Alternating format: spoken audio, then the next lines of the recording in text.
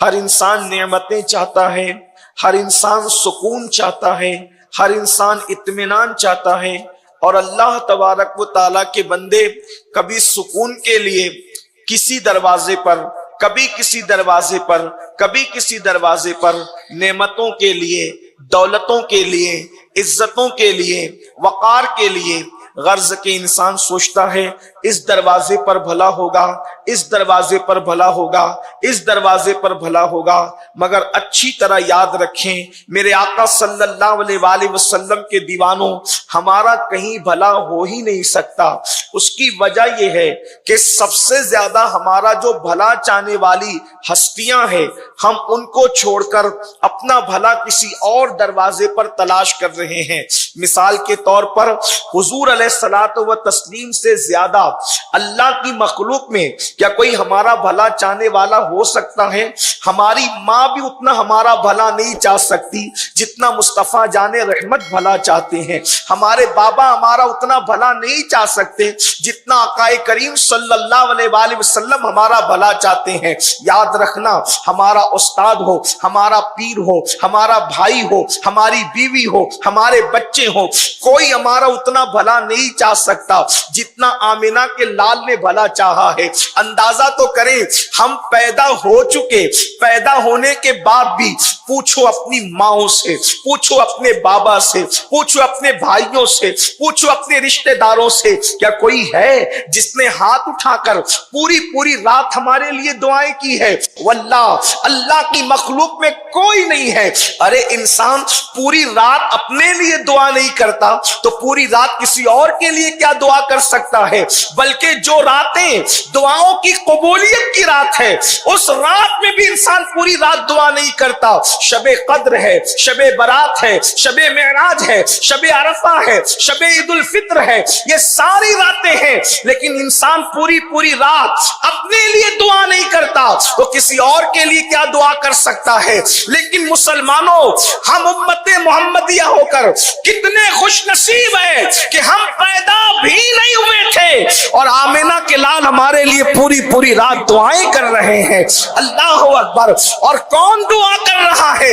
اللہ جن کی دعاؤں کو رد ہونے کے حوالے سے خطرات ہیں وہ دعا نہیں کر رہا ہے۔ اللہ اکبر! جس کی دعا رد ہو سکتی ہے وہ دعا نہیں کر رہا ہے، جس کی دعا رد کی جا سکتی ہے وہ دعا نہیں کر رہا ہے، بلکہ جانے دعا ہمارے لیے ہاتھ اٹھا کر کے دعا کر رہے ہیں، جن کی دعا کا عالم یہ ہے، عنایت کا جوڑا، اجابت کا صحرا، دلہن بن کے نکلی دعائے محمد، اجابت نے جھک کر گلے سے لگایا بڑی ناز سے جب دعائے محمد۔ ہمارے نبی کی دعا کی شان یہ ہے جس کے لیے اجابت جھک کر گلے سے جسے لگا۔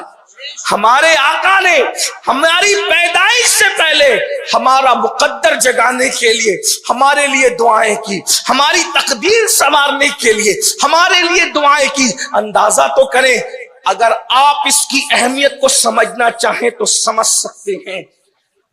حضور کی دعا کے بعد پھر ہمیں کس کی دعا کی محتاجی ہے؟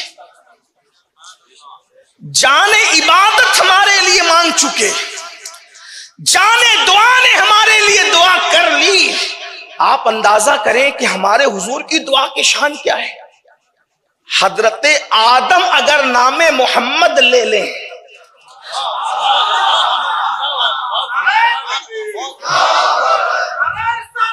یا رسول اللہ، 200 سال تک حضرت آدم دعا کر رہے ہیں لیکن کوئی جواب نہیں آتا۔ نام محمد زبان پر آیا تو دعا کو قبولیت کا شرف عطا کر دیا۔ جس کا نام آنے پر دعا قبول ہوتی ہو، جس کا نام آنے پر دعا قبول ہوتی ہو، جب وہ جانے دعا خود دعا کرے تو پھر دعا کی معراج کا عالم کیا ہوتا ہو۔ میرے آقا علیہ الصلوۃ والتسلیم ہمارے لیے کبھی مغفرت مانگ رہے ہیں، کبھی نصیبے کی بلندی مانگ رہے ہیں، کبھی کچھ مانگ رہے ہیں، کبھی کچھ مانگ رہے ہیں، اللہ کی بارگاہ میں خیر طلب کر رہے ہیں، جنت طلب کر رہے ہیں۔ اب آپ مجھے بتائیں، اتنی خیر خواہ ذات، اتنا بھلا چاہنے والی ذات جو مصطفیٰ جان رحمت کی ہے، ہم ان کا در چھوڑ کر کئی اور بلائی ڈھونڈنے نکلے، نہیں ملے گی، اس لیے کہ ہم بلائی ڈھونڈنے کے لیے گناہوں کے اڈوں کی طرف نکلے، اور جہاں گناہ ہے وہاں بربادی ہے، جہاں گناہ ہے وہاں تباہی ہے، جہاں گناہ ہے وہاں سکون نہیں ہے، جہاں گناہ ہے وہاں قرار نہیں ہے، جہاں گناہ ہے وہاں اطمینان نہیں ہے۔ اس لیے کہ اچھی طرح یاد رکھنا، گناہ چھوٹا ہو یا بڑا، حضرت سیدنا فاروق اعظم رضی اللہ تعالیٰ نے ارشاد فرماتے، گناہ چھوٹا ہو یا بڑا، مجھے اتنا سمجھتا ہے کہ گناہ سے رسول اللہ کا دل دکھتا ہے۔ چھوٹے سے چھوٹا گناہ کرو یا بڑے سے بڑا گناہ کرو، حضور کا دل دکھتا ہے۔ آپ سے پوچھتا ہوں، اگر راستے پر بیٹھنے والے بھکاری کا کوئی دل دکھائے، آپ غور فرمائیں، جس بھکاری کی کوئی اوقات اور حیثیت نہیں ہے، اگر اس کا کوئی دل دکھا دے تو بندہ تباہ اور برباد ہو جاتا ہے۔ کسی بھکاری بھیک مانگنے والے کا کوئی دل دکھائے تو بادشاہوں کے ہاتھ میں بھیک کے کٹورے آ گئے۔ تاریخ پڑھنے، بڑے بڑے بادشاہوں کے تخت و تاج کیوں لوٹے؟ کسی کا دل دکھانے کی وجہ سے۔ بلکہ صوفیہ فرماتے ہیں، کسی بھی انسان کی جو الٹی گنتی شروع ہوتی ہے، کسی بھی انسان کی ترقی جب تنزلی میں تبدیل ہوتی ہے، کسی بھی انسان کی عزت جب ذلت میں بدلتی ہے، تو اس کے پیچھے سب سے بڑا راز یہ ہوتا ہے کہ اس نے کسی نہ کسی کا دل دکھایا۔ اللہ کے نزدیک دل دکھانے سے کوئی بڑا جرم نہیں ہے، کوئی بڑا گناہ نہیں ہے۔ اب آپ مجھے بتائیں، راستے پر بھیک مانگنے والے بھکاری کا اگر دل دکھا دیں تو بادشاہوں کے ہاتھ میں بھیک کے کٹورے آ گئے، بڑے بڑے عزت دار ذلیل ہو گئے۔ مسلمانوں، کبھی غور بھی کیا، گناہ کرنے سے پہلے، ابھی میں گناہ کے حوالے سے جنت اور جہنم کا ذکر نہیں کرتا، لیکن اتنا ضرور کہتا ہوں، کبھی غور بھی کیا، کسی کافر کا دل دکھایا تو بھی الٹی گنتی شروع ہو جاتی ہے، کسی بھکاری کا دل دکھایا تو بھی الٹی گنتی شروع ہو جاتی ہے۔ اللہ اکبر! کیا خیال ہے، جس کو اللہ رب العزت نے بادشاہوں کا داتا بنا کر کے بھیجا، جس کو اللہ نے بادشاہوں کا بادشاہ بنا کر بھیجا، جس کو اللہ نے شہنشاہوں کا شہنشاہ بنا کر بھیجا، جس کو اللہ نے آقاؤں کا آقا بنا کر کے بھیجا، جس کی ذات پر آقائیت ختم ہے، جس کی ذات پر بزرگی تمام ہے، جس کی بارگاہ کے اندر اللہ اکبر عزت بھی پہنچ کر کے معزز ہو جاتی ہے، جس کی بارگاہ میں علوم کو معراج نصیب ہوتی ہے، جہاں پہنچ کر حسن بھی معراج پاتا ہے، جہاں پہنچ کر عقل بھی معراج پاتی ہے، جہاں پہنچ کر عبادت کو بھی معراج نصیب ہو جاتی ہے، اس ہستی کا دل اگر کوئی دکھائے تو پھر وہ سکون کیسے پائے؟ لوگ کہتے ہیں امت مسلمہ کا زوال کا سبب یہ ہے، کوئی کہتا ہے یہ ہے، کوئی کہتا ہے یہ ہے۔ سارے دانشوروں کی فکر سر آنکھوں پر ہے، سارے دانشوروں کی آرا سر آنکھوں پر ہے،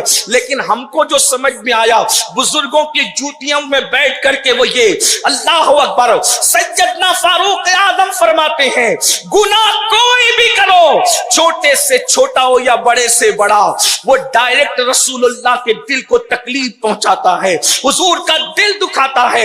مجھے بتاؤ، اب مسلمان رو رہا ہے کہ ہماری لاشیں بے گور و کفن کہیں پر تڑپ رہی ہے، اب مسلمان بے چین ہو رہا ہے، ہماری بیٹیوں کا سہاگ اجڑ رہا ہے، مسلمان اب بے چین ہے، مرثیہ خواہ ہے کہ لاشیں خاک و خون میں تڑپ رہی ہے، ننھے ننھے بچے یتیم ہو رہے ہیں، ہمارے گھروں سے دھوئیں اٹھ رہے ہیں، ہماری بستیاں جل رہی ہے، ہماری قوم گھر کے بے گھر ہو رہی ہے۔ مجھے بتاؤ، جو مصطفیٰ جان رحمت کے دل کو ایک دن میں کئی 100 مرتبہ دکھائے، وہ قوم عزت کے ساتھ کیسے جیے گی؟ وہ قوم وقار کے ساتھ کیسے جیے گی؟ وہ قوم سکون کی سانس کیسے لے گی؟